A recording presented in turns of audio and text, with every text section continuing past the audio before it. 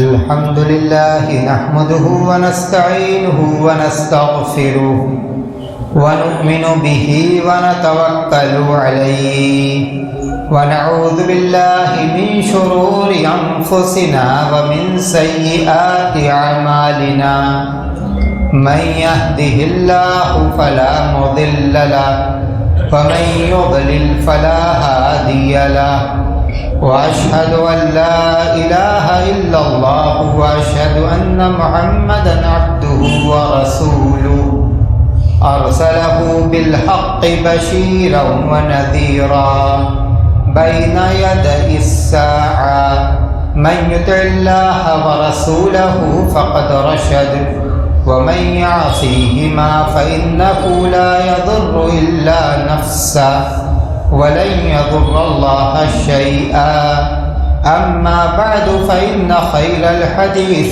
كتاب الله وخير الهدي هدي محمد صلى الله عليه وسلم وشر الأمور محدثاتها وكل محدثة بدعة وكل بدعة ضلالة وكل ضلالة في النار فأعوذ بالله من الشيطان الرجيم بسم الله الرحمن الرحيم ولقد خلقنا الإنسان ونعلم ما توسوس به نفسه ونحن أقرب إليه من حبل الوريد إذ يتلقى المتلقيان عن اليمين وعن الشمال قعيد ما يلفظ من قول إلا لديه رقيب عتيد وجاءت سكرة الموت بالحق ذلك ما كنت منه تحيد ونفخ في الصور ذلك يوم الوعيد وجاءت كل نفس معها سائق وشهيد لقد كنت في غفلة من هذا فكشفنا عنك غطاءك فبصرك اليوم حديد وقال قرينه هذا ما لدي عتيد وقال قرينه هذا ما لدي عتيد ألقيا في جهنم كل كفار عنيد مناع للخير معتد مريب الذي جعل مع الله إلها آخر فألقياه في العذاب الشديد قال قرينه ربنا ما أطغيته ولكن كان في ضلال بعيد قال لا تختصموا لدي وقد قدمت إليكم بالوعيد ما يبدل القول لدي وما أنا بظلام للعبيد وقال تعالى يا أيها الذين آمنوا اتقوا الله ولتنظر نفس ما قدمت لغد واتقوا الله إن الله خبير بما تعملون. برادران اسلام، محترم بزرگوں، عزیز بھائیوں، ماں اور بہنوں، اللہ تبارک و تعالیٰ نے اپنی مخلوقات کے درمیان اپنی حکمت کے تحت فرق رکھا ہے. ساری مخلوقات ایک جیسی نہیں ہیں، بلکہ ایک مخلوق پر بھی اگر ہم غور کریں تو مخلوق کے جو افراد ہیں ان کے درمیان ہم فرق کو نمایاں طور پر محسوس کریں گے. جاڑے کا یہ موسم جس کا آغاز ہو چکا، عام طور پر 3 طرح کے موسم ہوا کرتے ہیں. جاڑے کا موسم، گرمی کا موسم اور برسات کا موسم ہے۔ عمومی طور پر سب سے بہتر اور سب سے پسندیدہ موسم جاڑے کا ہوا کرتا ہے۔ اس موسم کو صحت اور تندرستی کا موسم کہا جاتا ہے۔ یہ موسم خیرات و برکات کا موسم ہے۔ حضرت عبداللہ بن مسعود رضی اللہ تعالیٰ عنہ سے مروی ہے، انہوں نے کہا مرحبا بالشتاء تنزل فیہ الرحمہ، اے جاڑا تجھے خوش آمدید ہو، تنزل فیہ الرحمہ، اس موسم میں رحمتیں نازل ہوا کرتی ہیں۔ جو باذوق لوگ ہیں وہ اس موسم کو عمدہ کھانا، اچھے لباس کا ہی موسم سمجھتے ہیں، لیکن جو اللہ کے بندے ہیں وہ اس موسم کی قدر کرتے ہیں، اس موسم کو پا کر اپنی اخروی زندگی کی تیاری کرتے ہیں۔ حضرت عمر رضی اللہ تعالیٰ عنہ سے منقول ہے، انہوں نے کہا الشتاء غنیمت العابدین، یہ جاڑا غنیمت العابدین، عبادت کرنے والوں کے لیے غنیمت کے ایام ہیں۔ جو اللہ کے عبادت گزار بندے ہیں، جب ان کو جاڑے کا موسم ملتا ہے، جاڑے کا ٹھنڈا دن ملتا ہے، جاڑے کی لمبی رات ملتی ہے، تو جاڑے کے ٹھنڈے دن میں وہ نفل روزہ رکھتے ہیں، اور جاڑے کی لمبی رات میں وہ دیر تک قیام اور تہجد کی نماز پڑھتے ہیں۔ حضرت حسن بصری رحمۃ اللہ علیہ سے منقول ہے، انہوں نے کہا کہ نعم الشتاء نعم الزمان الشتاء لیلہ طویل فیقوم ونہارہ قصیر فیصوم۔ کہا کہ مومن کے لیے یہ جاڑا کتنا اچھا موسم ہے، دن چھوٹا ہوتا ہے تاکہ وہ روزہ رکھے، اور رات لمبی ہوتی ہے تاکہ وہ قیام کرے۔ حضرت معاذ بن جبل رضی اللہ تعالی عنہ معروف صحابی، موت کا وقت آیا تو رونے لگے۔ پوچھا گیا کہ آپ کس بات پر رو رہے ہیں؟ موت کا ڈر ہے، اس وجہ سے آپ کو رونا آ رہا ہے؟ انہوں نے کہا کہ نہیں، مجھے موت کا ڈر نہیں ہے، اور میں تمہارے درمیان لمبی زندگی جینا بھی نہیں چاہتا، لیکن رونا اس بات پر آ رہا ہے کہ اس موت کی وجہ سے میں دو لذتوں سے محروم ہو جاؤں گا، اس موت کی وجہ سے میری دو عبادتیں چھوٹ جائیں گی، گرم دنوں میں روزہ رکھنا اور ٹھنڈی راتوں میں قیام کرنا۔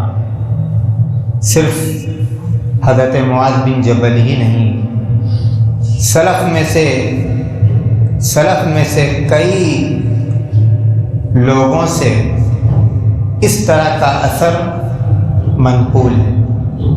یہ ان کا طریقہ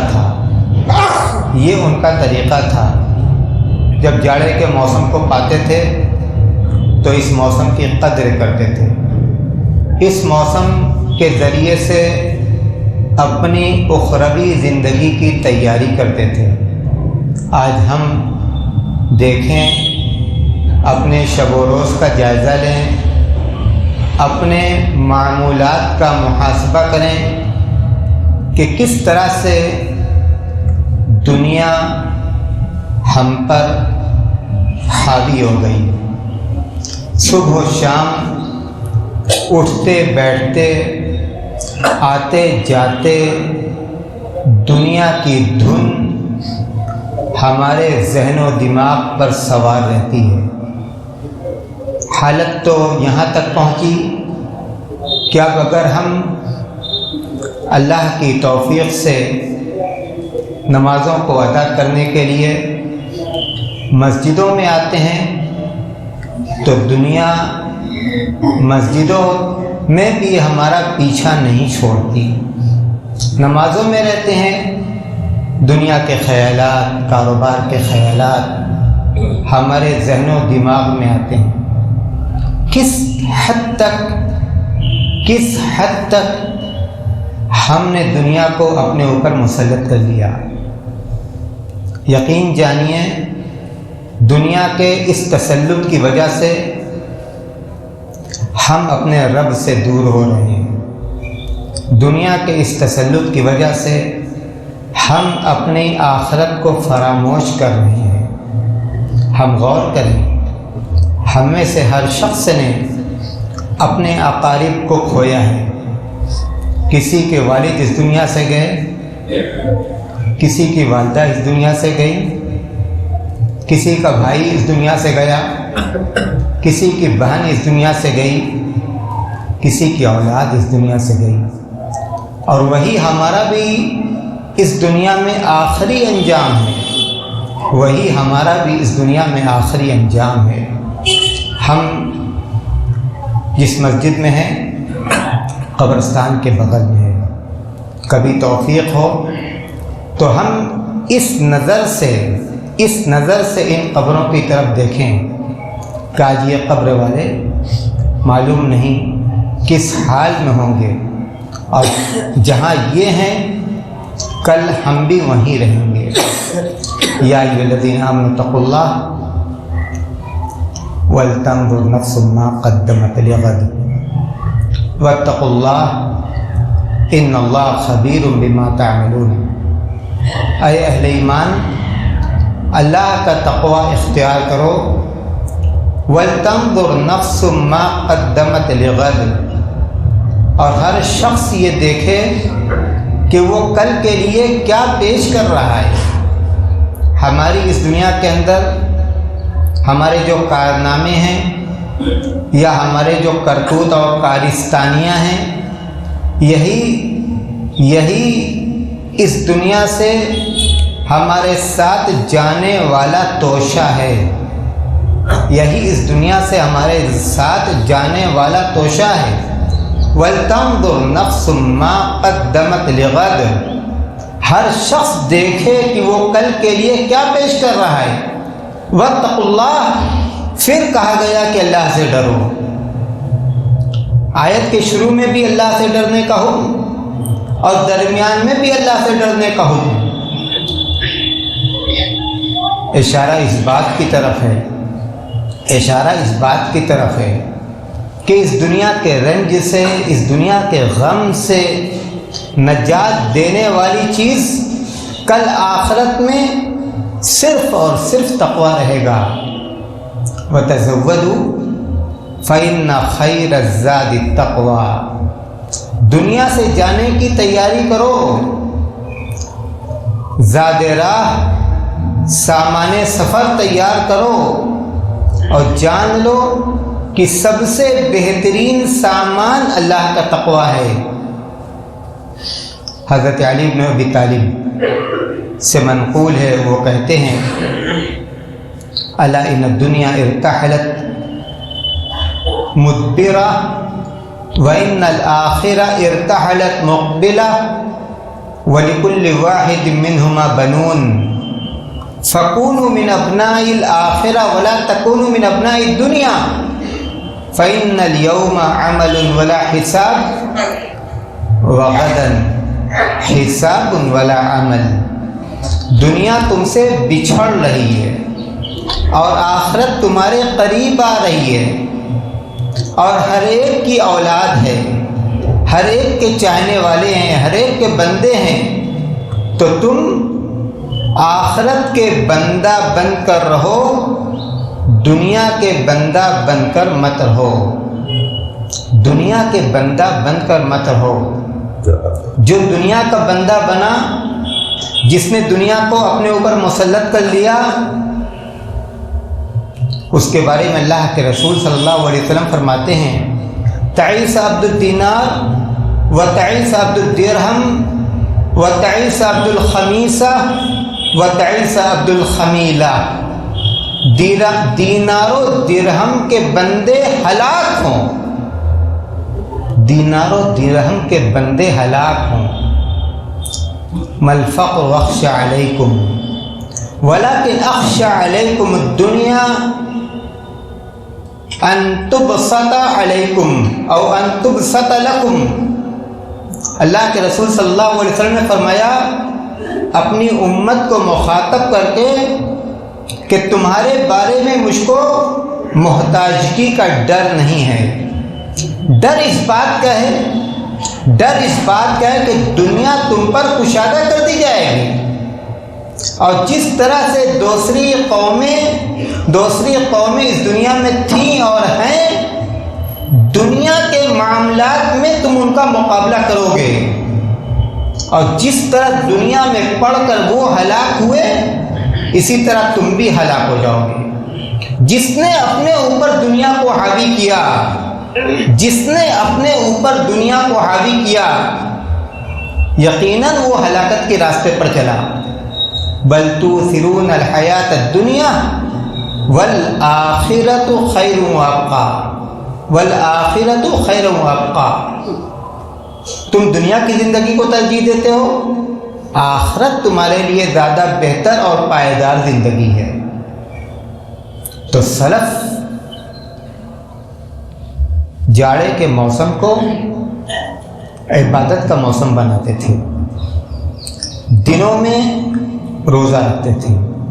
یہ سرد دن، یہ چھوٹا دن، نہ بھوک کا احساس نہ پیاس کا احساس، وہ ان دنوں میں روزہ رکھا کرتے تھے۔ اور خاص طور سے وہ دن جن دنوں میں روزہ رکھنا مسنون اور مستحب ہے۔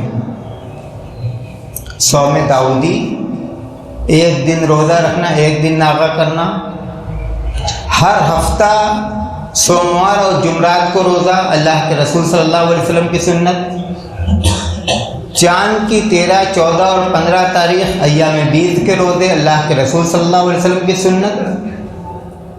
ہمیں چاہیے کہ ہم ان سنتوں پر عمل کریں، اپنے عمل کے ذریعے سے ہم ان سنتوں کو زندہ کریں۔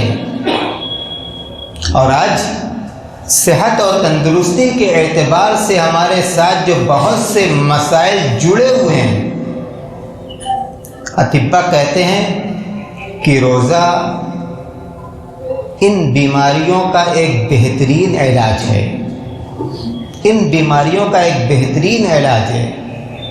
گھروں کے اندر ہماری بہنیں رمضان کے مہینے میں ان کے روزے چھوٹے رہتے ہیں، ان کے لیے یہ بہترین موقع ہے کہ اپنے چھوٹے ہوئے روزوں کی قضا کریں۔ یہ روزہ کتنی فضیلت والی عبادت ہے۔ حضرت ابو امامہ الباہلی ایک موقع پر انہوں نے اللہ کے رسول صلی اللہ علیہ وسلم سے پوچھا، ای العمل افضل، یا ایک دوسری روایت میں نسائی کی، مرنی بعمل، سب سے افضل عمل کیا ہے؟ یا پوچھا کہ اے اللہ کے رسول آپ مجھے کسی عمل کا حکم دیں۔ آپ نے کہا کہ علیک بالصوم فإنہ لا مثل لہ، روزہ رکھا کرو، روزہ جیسی کوئی نیکی نہیں، روزہ جیسی کوئی نیکی نہیں۔ رات کا قیام، اللہ کے رسول صلی اللہ علیہ وسلم نے فرمایا، افضل الصلاة بعد الفریضہ صلاۃ اللیل، او کما قال صلی اللہ علیہ وسلم، سب سے افضل نماز فرض نمازوں کے بعد رات کی نمازیں ہیں. لمبی رات عموماً اگر ایک شخص 11 بجے سوتا ہے، 11:30 بجے سوتا ہے، فجر سے پہلے اس کی نیند کھل جاتی ہے. کیوں نہ اس وقت ہم اپنے بستر کو چھوڑیں اور اللہ کے حضور میں حاضر ہو جائیں. قرآن کریم میں اللہ نے فرمایا کانوا قلیلا من اللیل ما یہجعون وبالاسحار هم یستغفرون. اللہ کے بندے رات کو کم سوتے تھے اور سحر کے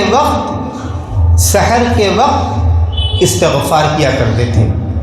تتجافى جنوبهم عن المضاجع يدعون ربهم خوفا وطمعا ومما رزقناهم ينفقون فلا تعلم نفس ما اخفي لهم من قرة اعين جزاء بما كانوا يعملون. ان کے پہلو ان کے بستروں سے الگ رہتے ہیں. تتجافى جنوبهم عن المضاجع یعنی رات کو اپنے بستروں پر نہیں رہتے. یدعون ربهم خوفا وطمعا اپنے رب کو پکارتے ہیں، رب کو یاد کرتے ہیں، رب کے آگے ہاتھ پھیلاتے ہیں، اس کے عذاب سے ڈرتے ہوئے اور اس کے ثواب کی امید میں. یدعون ربهم خوفا وطمعا ومما رزقناهم ينفقون اور ساتھ ساتھ صدقات و خیرات بھی کرتے ہیں، جو ہم نے ان کو دیا اس میں سے خرچ کرتے ہیں. ثواب کیا ہے؟ فلا تعلم نفس ما اخفی لهم من قرة اعین کوئی نہیں جانتا جو اللہ نے ان کے لیے آنکھوں کو ٹھنڈا کرنے والا ثواب چھپا کر رکھا ہے. جب ہم اپنے معاملات کو اپنے اور اپنے رب کے درمیان پوشیدہ رکھتے ہیں، جب ہم اپنے معاملات کو، اپنی نیکیوں کو، اپنی عبادتوں کو اپنے اور اپنے رب کے درمیان پوشیدہ رکھتے ہیں، تو رب بھی بدلے کے طور پر ایسے لوگوں کا اجر و ثواب اپنے پاس پوشیدہ رکھتا ہے. ثواب بتلایا نہیں گیا، کہا جا رہا ہے فلا تعلم نفس ما اخفی لهم کوئی نہیں جانتا جو اللہ نے ان کے لیے چھپا کر رکھا ہے. من قرۃ اعین کیا چھپایا؟ آنکھوں کو ٹھنڈا کرنے والا، دلوں کو خوش کر دینے والا ثواب. جزاء بما كانوا يعملون جزاء بما كانوا يعملون جو عمل وہ کیا کرتے تھے، یہ اجر اور یہ ثواب ان کے اس عمل کا ہوگا. موسم کی قدر کریں، موسم کو ضائع نہ کریں. کھانے میں، پینے میں، پہننے میں، گھومنے میں ہم اپنے اسلاف کی زندگی کو دیکھیں، اپنے اسلاف کی زندگی کو دیکھیں. اور اسی طرح فجر کی نماز، اتنی لمبی رات ملنے کے بعد بھی، اتنی لمبی رات ملنے کے بعد بھی اگر ہم فجر کی نماز وقت پر نہ پڑھیں، فجر کی نماز کے لیے مسجد میں نہ آئیں، فجر کی نماز جماعت کے ساتھ ادا نہ کریں، تو یہ ہمارے لیے بہت بڑے بدبختی کی بات ہے. اللہ کے رسول صلی اللہ علیہ وسلم نے فرمایا من صلی الفجر وفی روایہ فی جماعت فہو فی ذمۃ اللہ جس نے فجر کی نماز پڑھی اور ایک روایت میں کہ جماعت کے ساتھ پڑھی، فہو فی ذمۃ اللہ تو وہ اس دن اللہ کی امان میں ہے، اللہ کی حفاظت میں ہے. کون اللہ کی حفاظت کو چیلنج کر سکتا ہے؟ یہ کتنا بڑا اجر ہے، یہ کتنا بڑا ثواب ہے کہ فجر کے نمازی کو اللہ تبارک و تعالیٰ اپنے امان میں لے لے. یہی نہیں، ایک دوسری حدیث میں اللہ کے رسول نے فرمایا من صلی البردین دخل الجنہ جس نے 2 ٹھنڈے وقت کی نماز ادا کی وہ جنتی ہے، وہ جنتی ہے. ٹھنڈا وقت فجر کا وقت اور عصر کا وقت. یتعاقبون فیکم ملائکۃ باللیل و ملائکۃ بالنہار تمہارے درمیان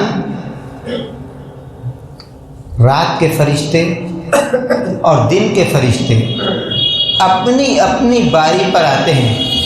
وَيَجْتَمِعُونَ فِي صَلَاةِ الْفَجْرِ وَصَلَاةِ الْعَصْرِ، اور فجر کی نماز اور عصر کی نماز میں دونوں جمع ہوتے ہیں. فجر کی نماز میں رات کی ڈیوٹی کرنے والے فرشتے بھی اور دن پہ ڈیوٹی کرنے والے فرشتے بھی. جب فجر کی نماز ہو جاتی ہے تو رات کی ڈیوٹی پر جو فرشتے تھے وہ جاتے ہیں.